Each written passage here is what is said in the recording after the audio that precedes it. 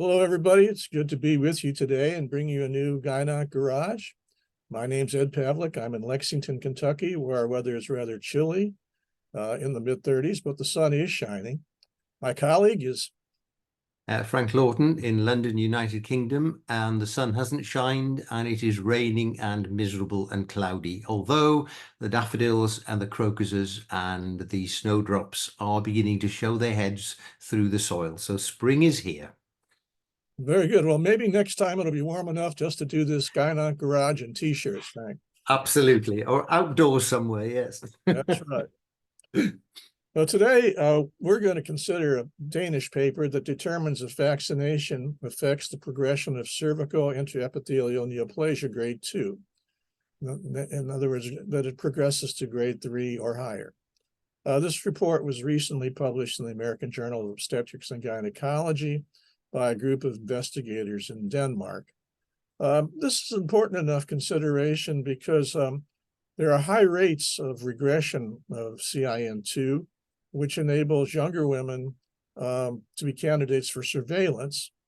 And that becomes even more viable because the consideration is it may lessen preterm birth risk that's associated with excision of CIN.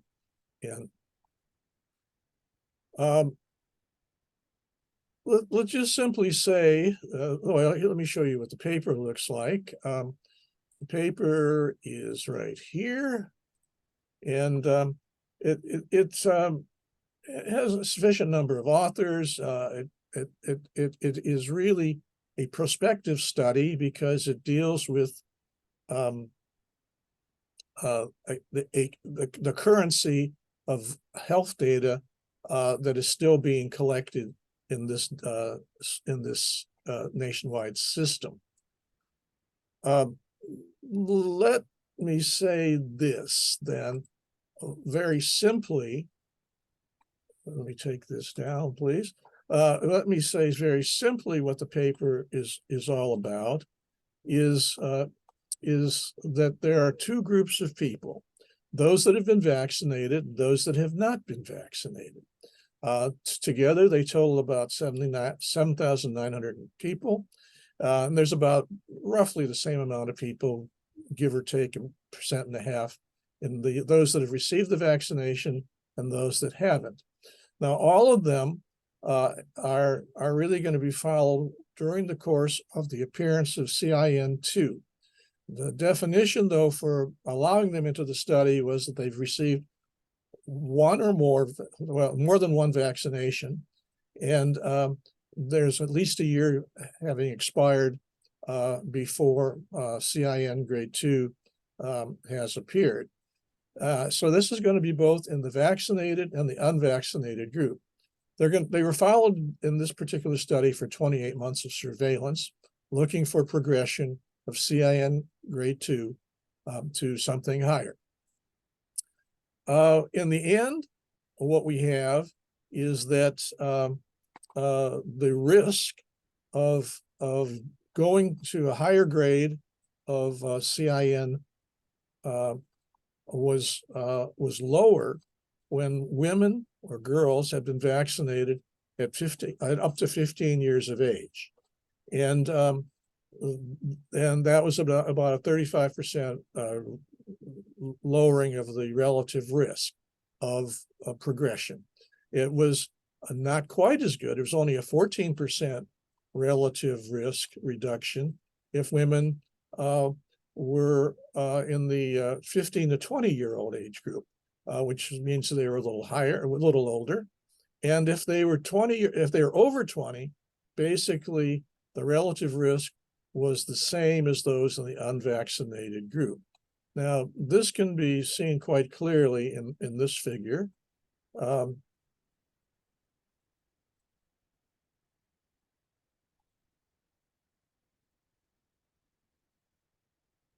what you see in this figure is the improvement of the best reduction of incidence in those girls who were the youngest, shown by the green, and you can see that those are unvaccinated and those that were vaccinated after age 20 really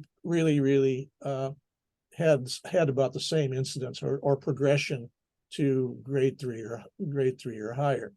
So and the best performance, the lowest appearance of incidence was in those that were vaccinated before the age of 15. This figure actually basically shows a difference, more or less of an improvement between each of these. It's roughly in the 10% ball game. So what can we say? Well, it seems that HPV vaccination does work, unless you've been vaccinated after age 20. It works for preventing the progression of CIN2, excuse me. It works best for girls who are vaccinated at a younger age. And then one of the, I think, very interesting factors is that the cases of cancer that we're seeing did not only appeared in the women who had been vaccinated after they were 20 years old. And I guess I'd raise the question here would cancer appear in those other cases? In other words, girls who were vaccinated under 15 or between 15 and 20 years of age, if the surveillance period had been longer.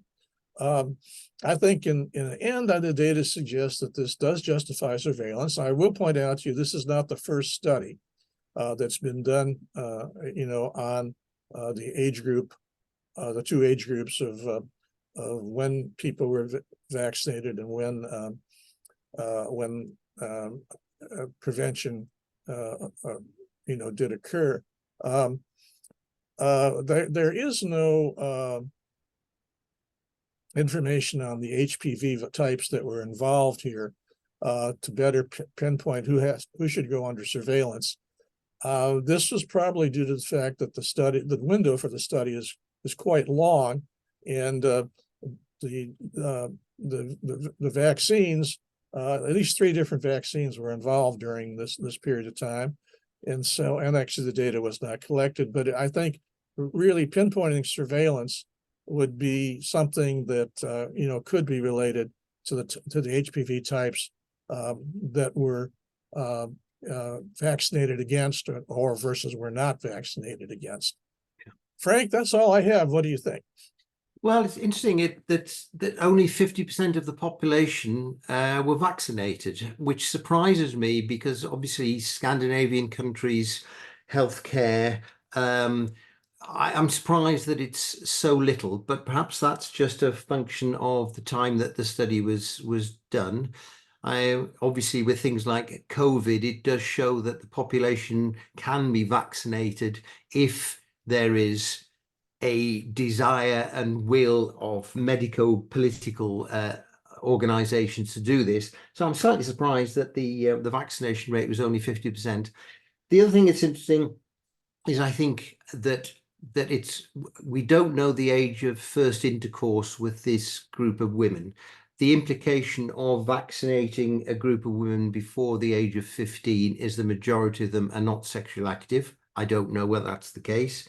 And obviously vaccinating the majority of women over the age of 20 probably aren't. The majority of them are sexually active. So that would, if ever it needed to be shown, if you're going to vaccinate young women against HPV/CIN, get it before the cervical transformation zone has reached maturity, because when it is immature, it is more likely to be infected with HPV, and presumably when it's immature, it's more likely to respond to the vaccine. I think the other thing that's interesting is, and this is going to be a medical political argument, even women who are vaccinated, if you follow them up, they will develop further abnormalities. So the fact that a woman has been vaccinated should not mean that she is removed from a national cervical screening program, at least not yet on the data that we've just seen. Clearly there is progression. It's less than if you're not vaccinated, but the progression occurs. So this idea that if we vaccinate every girl at the age of 14, the cervical cancer will disappear, that's not according to the data that is presented in this paper. It may happen, but not at the moment. So these women should not be removed from cervical screening programs just because they've been vaccinated. The risk is still there. Absolutely. I'll make it an aside, which is entirely academic, but this type of study is considered a prospective study, prospective trial. You have to point, and the prospective trials are lionized because they're most current. They have you're studying the things that you can study well, and generally this type of study from a healthcare database is selected because it presents a lot of data, a lot of numbers. But within that confine, we have to look at the fact that things we want to know today, like for instance, what was the vaccine? What were the HPV types that were actually vaccinated against?